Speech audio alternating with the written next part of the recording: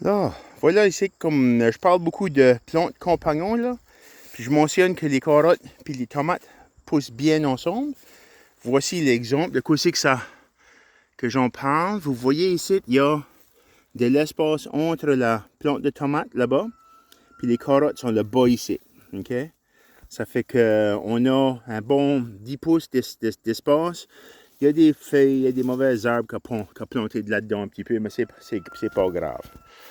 Ça fait, vous voyez, j'ai un trellis, un appui, une structure de support pour faire grimper mes tomates, les lever sur mes carottes.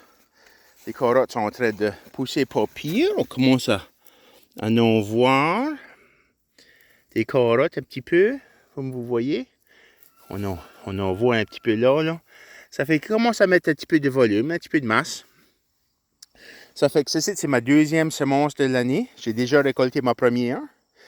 Ça fait cette deuxième semence ici va être prête à récolter probablement à la fin du mois de septembre. Puis il y en aura d'autres au mois d'octobre puis novembre.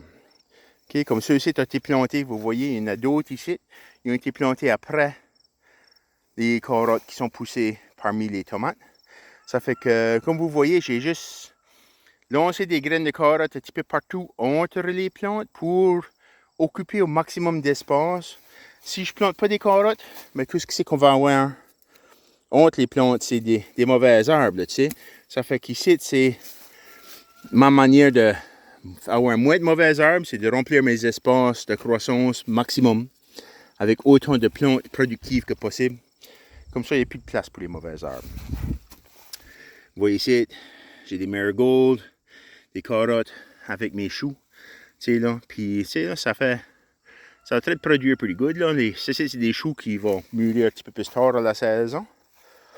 Ça fait qu'ils commencent à faire des heads de stir. Puis comme vous voyez, il n'y a pas beaucoup de dommages. Puis c'est très productif. Puis chaque plaque bonde est complètement couverte de plantes productives. Ah, j'ai-tu mentionné? Parmi mes carottes puis mes tomates, bien, il y a des choux de Bruxelles aussi. Ça fait que, tu sais, là, on peut occuper vraiment un espace, là, puis vraiment planter dense, puis s'en sortir avec une production remarquable.